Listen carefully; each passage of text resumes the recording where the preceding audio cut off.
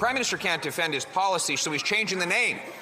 People hate the carbon tax because 60% pay more into it than they get back in his phony rebates. So today he announced a costly rebranding of the hated carbon tax.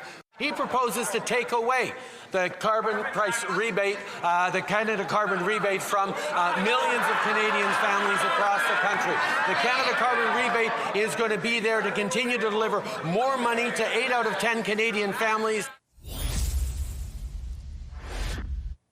Debate in the House of Commons today after the feds rolled out a carbon tax rebrand. The government was already on the defensive over comments from their Environment Minister, Stephen Guilbeault, who this week, speaking virtually to a Montreal audience, said his government would stop investing in roads. Comments he walked back sort of today. Have a listen.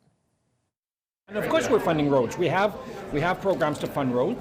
What we have said, and maybe I should have been more specific in the past, is that we don't have funds for large projects like the Troisième Lien that the CAQ has been trying to do for many years. Our government has made the decision to stop investing in new road infrastructure. I just told you that I should have been more specific in that statement and specified that it was project like the Troisième Lien, which myself and many of my colleagues have said many times that the federal government had no funds for a project like this. Let's unpack all of that with the front bench. With us this evening, Elliott Hughes is a political commentator and senior associate with Summa Strategies. He's a former senior advisor to Liberal finance and defense ministers. Former Conservative cabinet minister and MP Monty Solberg is here. He's the CEO of New West Public Affairs. Former interim NDP national director Carl Bélanger is with us. He's now the president of Traction Strategies. And next to him, that's Marika Walsh. She's a senior political reporter with the Globe and Mail. Hi, everybody. Good to see you. Carl, I'll start with you because we'll start with Minister Guilbeault's comments and sort of how that all went throughout the day. It was made, as I said, virtually to a Montreal audience. It was about, in reference, later he tried to specify a project that the CAQ wants to see completed. But boy, oh boy, it got Premier Ford reacting, Premier Smith reacting, the opposition going after it right away. Do you think he made a mistake saying that, or do you think he really means it? Well, he said he had an analysis that they have done that shows that the network is perfectly adequate to respond to the needs we have. So where's the analysis? Let's see that it only talks about the troisième lien. I don't think that's the case. I think I think he went too far in his comments for sure, and it makes no sense if you are in a situation where there's a housing crisis, and you may want to talk about densification, but it's not that easily done because sometimes you have buildings there that can be protected. Do you have the infrastructure in terms of sewage to connect these big buildings there, as opposed to a single house or multiplex. So it's not that easy. I think the minister should have thought twice before saying that, and I don't think he retracted effectively for his government because there's a lot of people out there now that are asking questions. Okay, what's the plan?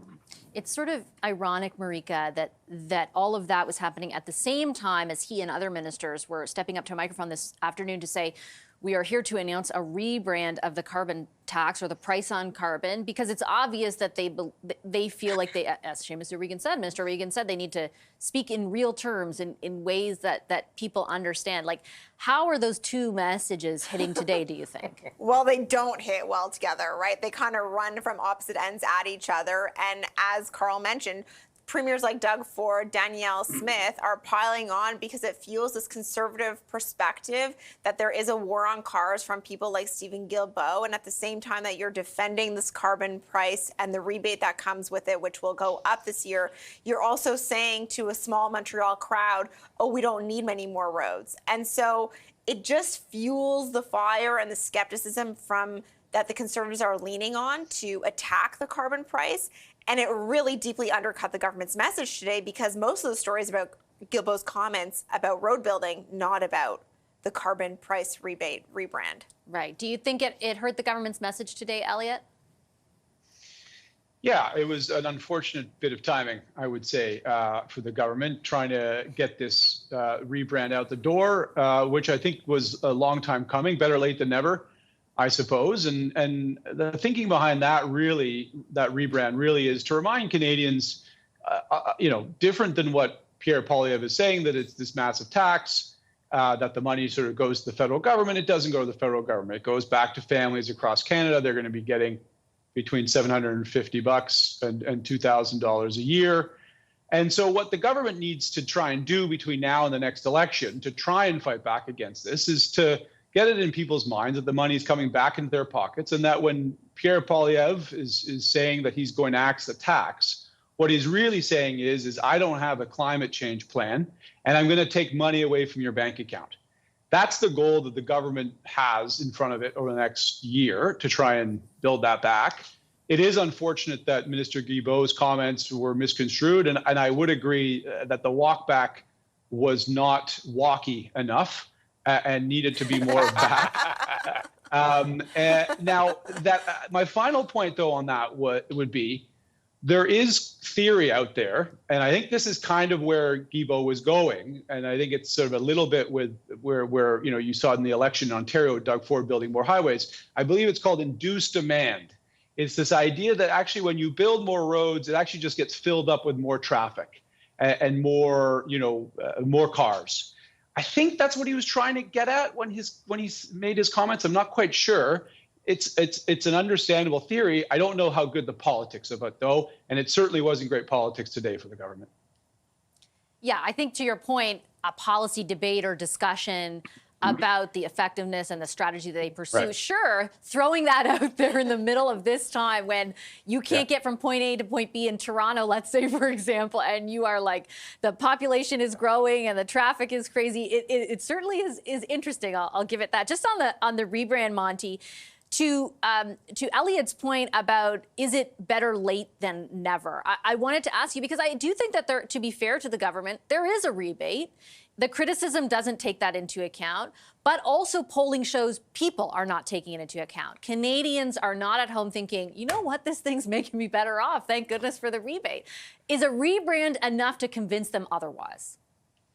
Well, first of all, I just have to comment on Stephen Guilbeault and say it would be very hard to be his colleague in cabinet, having him jump out on just every sort of issue and opine without necessarily talking to anybody else and getting the government in a lot of trouble. But, to this point about the carbon tax, I mean, it is hugely unpopular.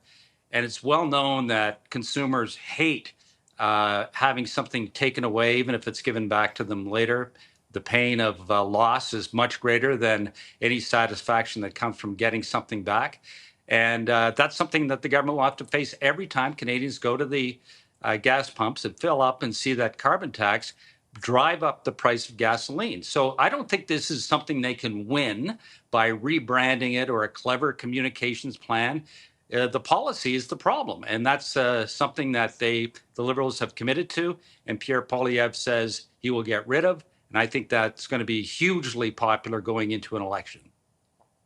Just quickly, final point to you, Marika, because kind of combining what both Elliott and Monty said, I mean, regardless of the rebrand now and the intention behind it, there have been months in which Pierre Poilievre has dominated the conversation on the carbon tax. Whether you agree or disagree with the point that he's making, it has stung. And clearly the opinion polls show that. That's to my question of better late than never. Like, do you think that there is still the opportunity to blunt that pain that Pierre Poilievre has inflicted on them? I think there is time. So there is always the chance that they could change or shift some of the framing around it.